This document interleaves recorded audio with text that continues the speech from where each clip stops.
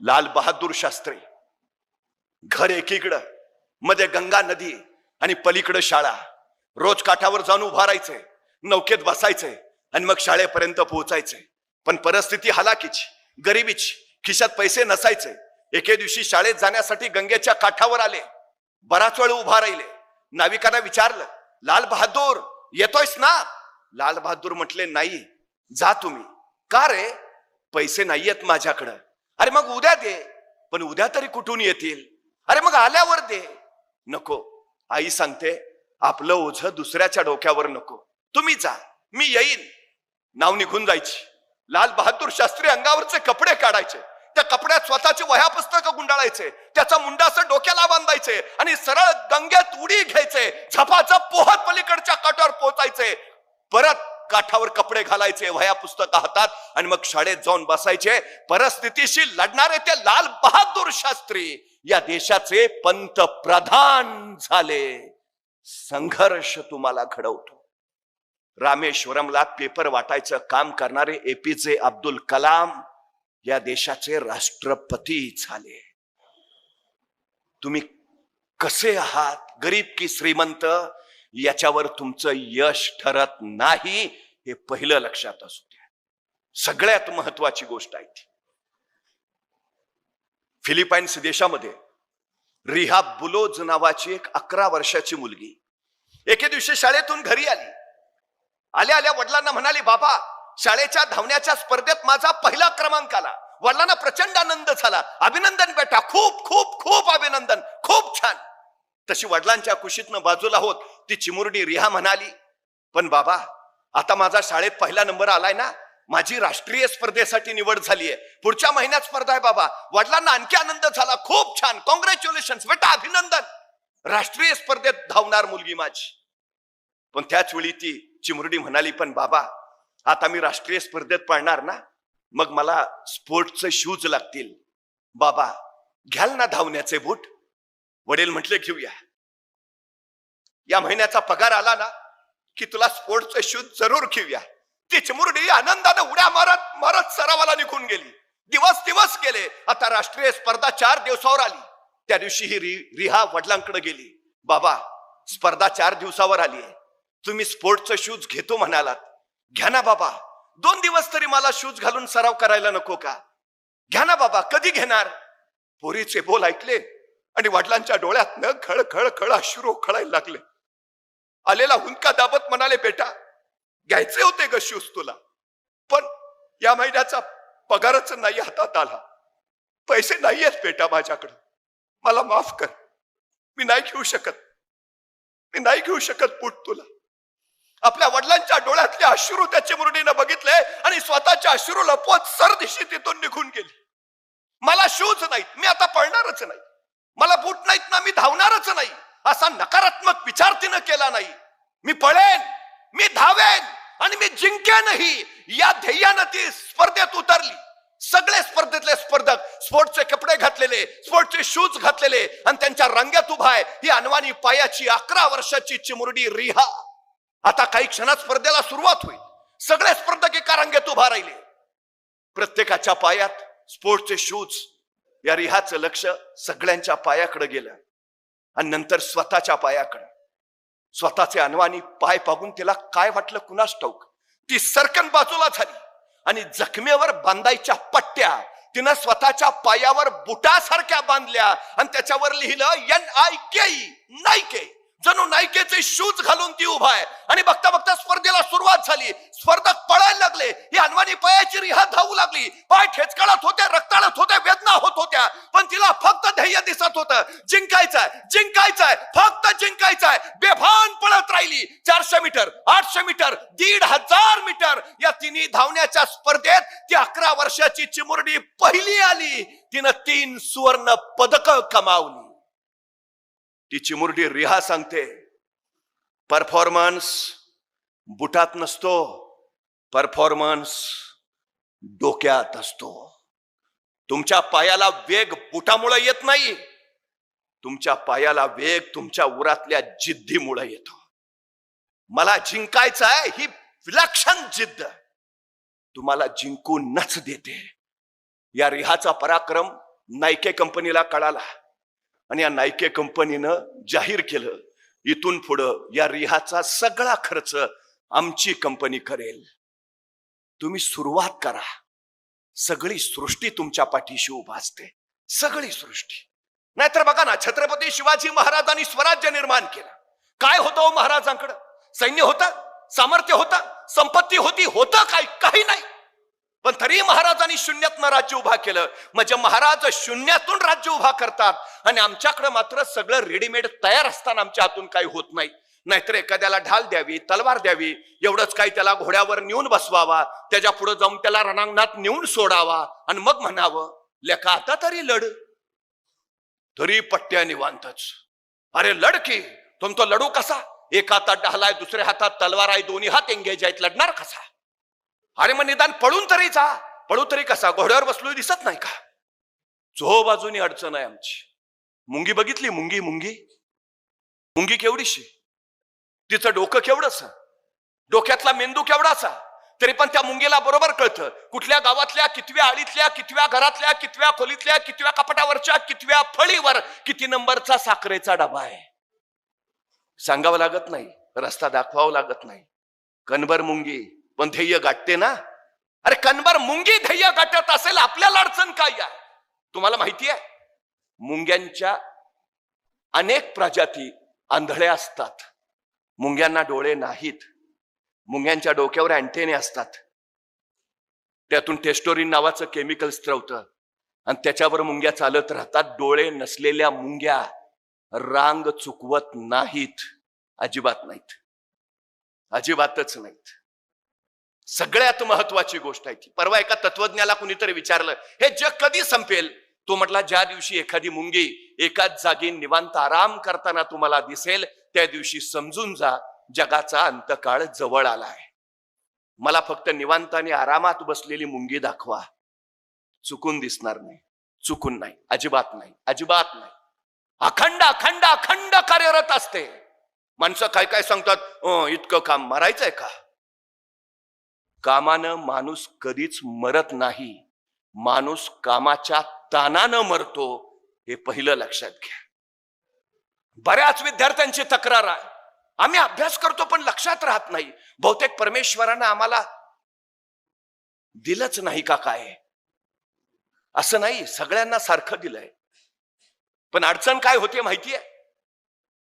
पाऊस रपारप पडतो, पावसाचे थेंब सैरा वैरा धावतात. सैरावरला पडलेल्या पावसाच्या थेंबातनं काही शक्ती तयार होते का? नाही. पण हाच सगळा पावसाचा पाण्याचा ओघ जर एकत्र आला तर त्याचा झरा, मग नदी आणि मग समुद्र होतो. त्याच्याच धबधब्यावर मग वीज निर्माण करता येते. तुमच्या सगळ्या शक्ती ज्यावेळी एकत्र होतात त्यावेळी तुमचं मन एकाग्र होतं. तुमच्या मानसिक आणि शारीरिक ऊर्जा एकाच ठिकाणी केंद्रीभूत होतील. त्यावेळी तुमचं मन एकाग्र, आणि एकाग्र मन काहीही विसरू शकत नाही. ही सगळ्यात महत्वाची गोष्ट आहे. आम्ही शाळेत असताना एक प्रयोग करायचो, तुम्ही केला असेल. आपण वहीचा कागद जर उन्हात ठेवला तर जळतो का? पण तेच बहिरगोल भिंग घेतलं आणि उन्हात धरलं आणि कागदावर त्याचा किरण पाडला तर कागद 2 मिनिटात जळायला सुरुवात करतो. काय होतं असं? सूर्याचे सैरावैरा असणारे किरण त्या बहिरगोल भिंगात केंद्रीभूत होतात आणि त्या सगळ्या किरणांचा मिळून एकच तीव्र किरण त्या कागदावर पडतो आणि कागद जळतो. सगळी ताकद एकत्र येते. तुमच्या मनाला तुम्हाला बहिरगोल भिंगासारखं करायला हवं. मग तुम्ही कदापि काहीही विसरणार नाही. सगळ्या शक्ती एकत्र, सगळी ऊर्जा एकत्र, मग काहीच अडचण नाही. आणि ताण कधी येतो? कामानी नाही. काम साठलं की ताण वाढतो. काम कधी साठतं? रेंगाळत ठेवलं की. रेंगाळत कधी ठेवतो?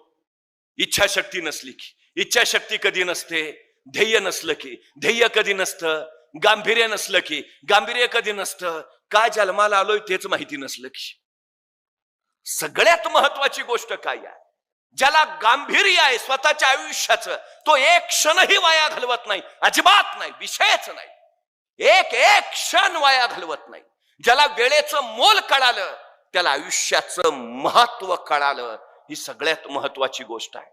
5 वर्षाचं महत्व जर तुम्हाला माहिती करून घ्यायचं असेल तर निवडणुकीत पराभूत झालेल्या एखाद्या उमेदवाराला विचारा, तो सांगेल तुम्हाला 5 वर्ष किती महत्वाची. 1 वर्षाचं महत्व जर तुम्हाला माहिती करून घ्यायचं असेल तर नोकरी न मिळालेल्या एखाद्या बेरोजगार युवकाला विचारा, 1 वर्ष किती महत्वाचं. तो वर्षाच्या महिन्याच्या पगाराचा आकडा काढेल, वर्षाचा हिशोब मांडेल, सांगेल माझं एवढं नुकसान झालं. त्यावेळी कळेल आम्हाला 1 वर्ष किती महत्वाचं. 1 आठवड्याचं महत्व जर तुम्हाला माहिती करून घ्यायचं असेल तर एखाद्या साप्ताहिकाच्या संपादकाला विचारा, 1 आठवडा किती महत्वाचा. तो सांगेल तुम्हाला आठवड्याचं महत्व. 1 दिवसाचं महत्व जर माहिती करून घ्यायचं असेल तर मजुरी न मिळालेल्या एखाद्या मजुराला विचारा.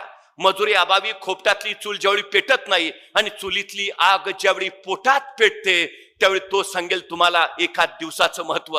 1 तासाचं महत्व जर तुम्हाला माहिती करून घ्यायचं असेल तर जगजेत्या अलेक्झांडरला विचारा. जगाचा बादशाह होता, जगाचा सम्राट होता, पण मृत्यूशय्येवर पडला होता आणि आपल्या वैद्याकडे केविल वाणी प्रार्थना करत होता की फक्त 1 तास, फक्त 1 तास मला जगवा.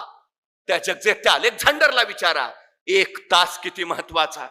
1 मिनिटाचं महत्व जर तुम्हाला माहिती करून घ्यायचं असेल तर अमेरिकेच्या वर्ल्ड ट्रेड सेंटरवर ज्यावेळी विमान हल्ला झाला, तो विमान हल्ला होण्यापूर्वी त्या इमारतीतनं फक्त 1 मिनिट आधी सुरक्षित बाहेर पडलेल्या एखाद्या इस्माला विचारा 1 मिनिट किती महत्वाचा. आणि 1 सेकंदाचं महत्व जर तुम्हाला माहिती करून घ्यायचं असेल तर 1 सेकंदासाठी ऑलिम्पिक मध्ये सुवर्ण पदक हुकलेल्या एखाद्या धावपटूला विचारा 1 सेकंद किती महत्वाचा. मग सेकंदा, मिनिटा, तासा, दिवसाचं मोल जर एवढं असेल तर आम्हाला मिळालेल्या आयुष्याचं मोल किती असेल. हा तुमचा काळ घडण्याचा काळ आहे, स्वतःचं आयुष्य घडवण्याचा काळ आहे. हा काळ तुम्ही गाढवासारखे कष्ट केलेच पाहिजेत तर तुम्ही आयुष्यात राजासारखं जगाल. पण या शैक्षणिक कालखंडामध्ये तुम्ही जर राजासारखे जगत राहिलात तर आयुष्यभर गाढवासारखे कष्ट करावे लागतील. हे पहिलं लक्षात असू द्या. प्रत्येक क्षण आपल्या ध्येयासाठी खर्च केला पाहिजे. प्रत्येक क्षण. तुम्हाला असं वाटेल आताच काय, नंतर बघू, नाही. गेलेला क्षण कधीही आजपर्यंत परत आला नाही, अजिबात नाही. वेळ साठवता येत नाही, वेळ गोठवता येत नाही, वेळ घड्याळ बंद करून वाचवता येत नाही, वेळ दुसऱ्याला उसना देता येत नाही, वेळ कुणाचा उधार घेता येत नाही. वेळ एकदाच हाताशी येतो. आलेल्या क्षणाची ज्याला संधी करता आलं आणि संधीचं ज्याला सोनं बनवता आलं त्याला यश जिंकता येतं. हे पहिलं लक्षात असू द्या. एक एक क्षण अत्यंत महत्वाचा आहे, अत्यंत महत्वाचा आहे. 2963 वनडे मॅचेस झाल्या, वनडे मॅचेस क्रिकेटच्या. पण 2963 मॅचेस मध्ये आजपर्यंत एकालाही वनडेत द्विशतक करता आलं नाही, अजिबात नाही, जमलंच नाही.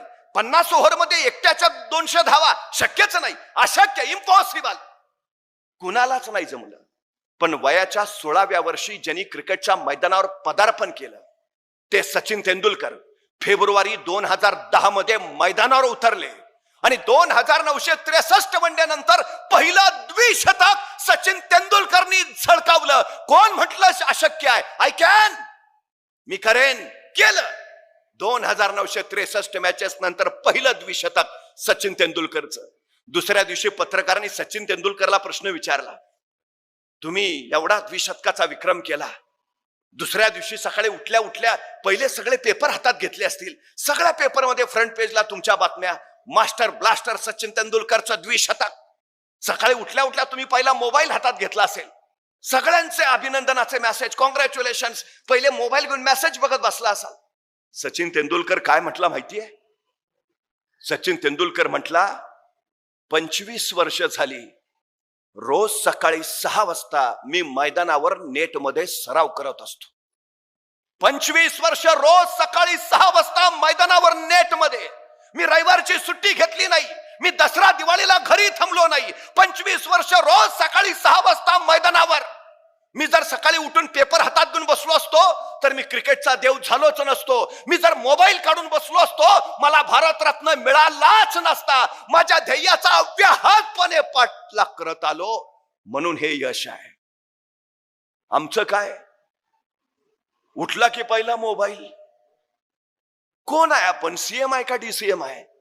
नाही, महाराष्ट्रात काय घडलंय कळलं पाहिजे. कशासाठी? ज्यांनी मोबाईल निर्माण केला तो शास्त्रज्ञ सांगतो मुलांना किमान 18 वर्षापर्यंत मोबाईल देऊ नका.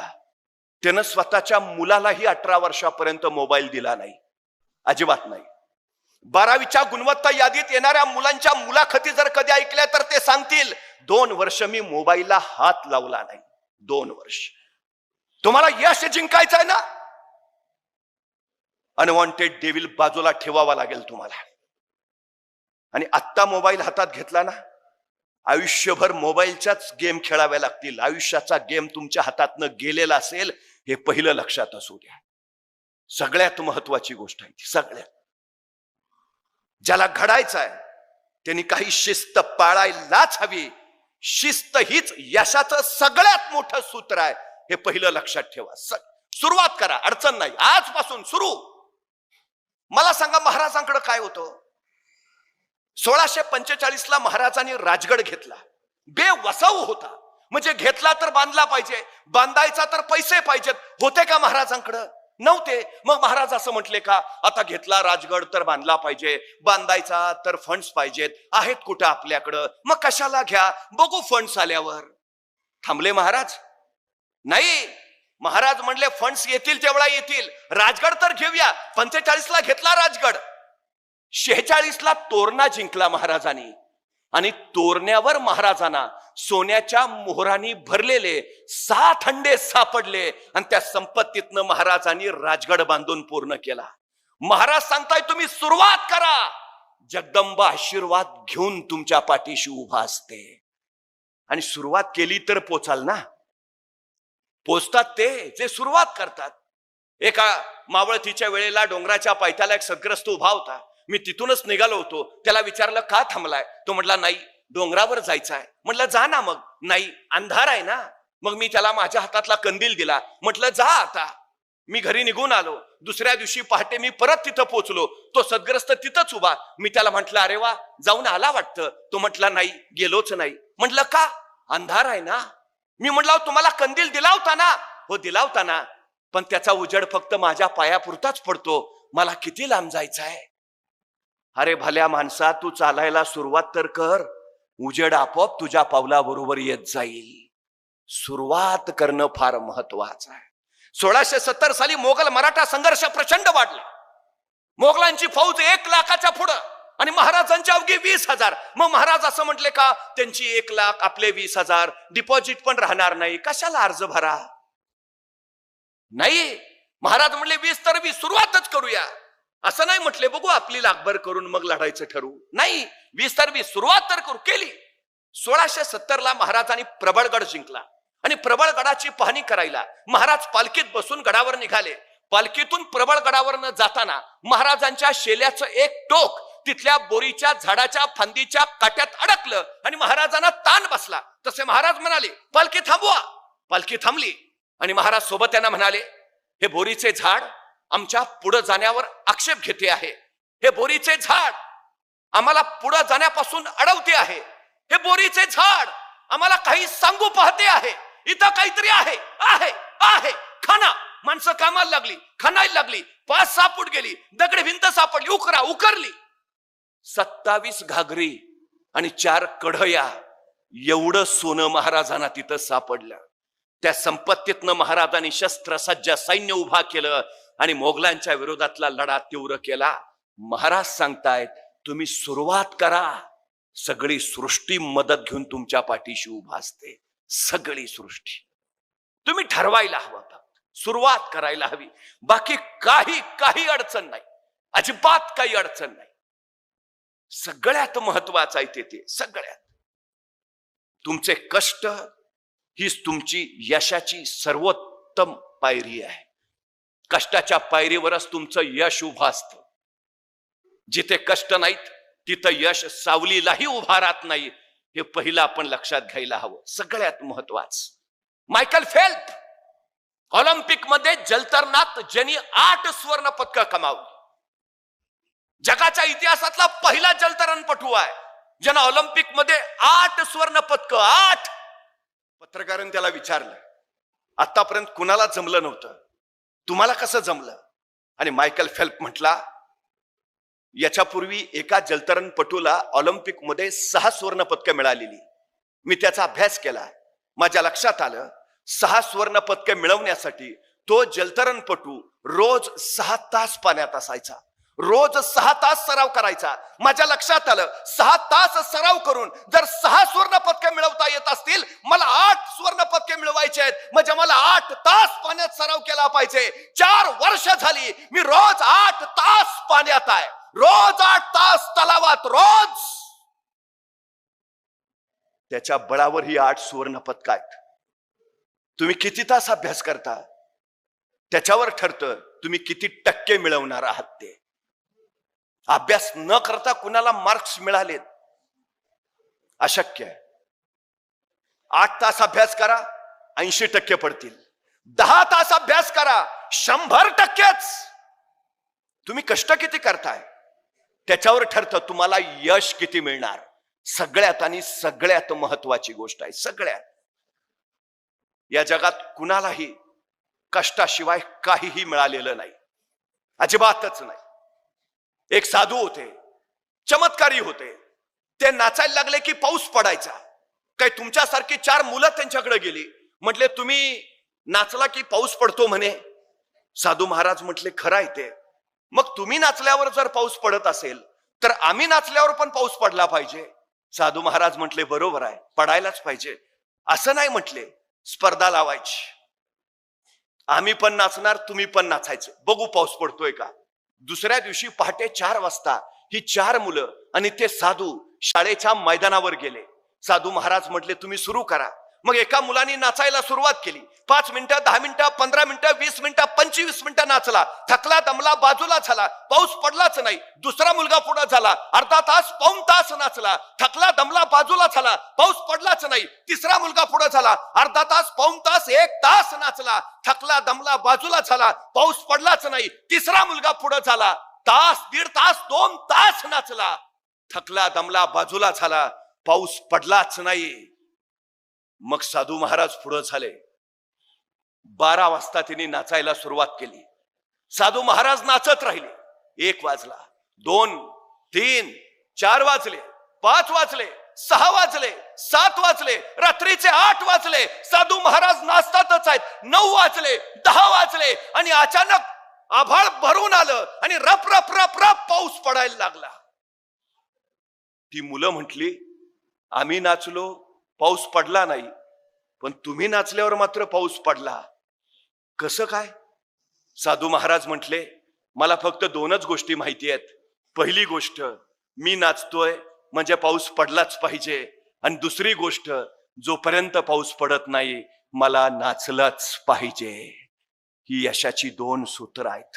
तुम्ही अभ्यास करताय ना, यश मिळालंच पाहिजे. आणि दुसरी गोष्ट जोपर्यंत यश मिळत नाही अभ्यास केलाच पाहिजे. या 2च गोष्टींनी माणसं यशस्वी होतात, दुसरं काही नाही, अजिबात नाही. आणि एक गोष्ट नेहमी लक्षात ठेवा, सगळ्यात महत्वाची गोष्ट आहे ती अभ्यास आकलनातून होतो. अभ्यास विषय समजून घेऊन होतो. तुम्हाला आज वर्गात शिकवायचं तर तुमचे टीचर आदला अख्खा दिवस अभ्यास करत असतात. उद्या तुम्हाला वर्गात जे शिकवायचं आहे आदला 1 दिवस तुमचे शिक्षक त्याचा अख्खा अभ्यास करतात, तेव्हा तुम्हाला तासभर शिकवायला वर्गात येतात. तुमचे शिक्षक तुमच्यासाठी जर एवढा अभ्यास करत असतील तर तुम्ही किती अभ्यास करायला हवा, किती करायला हवा. कष्टाला पर्याय नाही, यशाला शॉर्टकट नसतो, हे पहिलं लक्षात घेतलं पाहिजे. आणि पाठांतर, घोकमपट्टी हे तात्पुरतं यश देतील पण कायमचं अपयश पदरात टाकतील. पाठांतर करणारी मुलं जास्तीत जास्त 10वी पर्यंत यशस्वी होतात. नंतर मात्र त्यांचा ग्राफ कमालीचा ढासळतो, कारण ती घोकमपट्टीनं वर नका. आकलन करून घ्यायला हवं विषयाचं, विषय समजूनच घ्यायला हवा, तरच तो चिरंतन लक्षात राहतो, चिरंतन. आणि नाही लक्षात आलं विचारा ना, टीचर्स त्याचं समाधान करायला आहेत, त्या करतातच. पण आमची अलीकडची अडचण अशी आहे हल्ली मुलं प्रश्न विचारत नाहीत, कारण त्यांच्याकडे जिज्ञासा नावाचा गुणच राहिला नाही.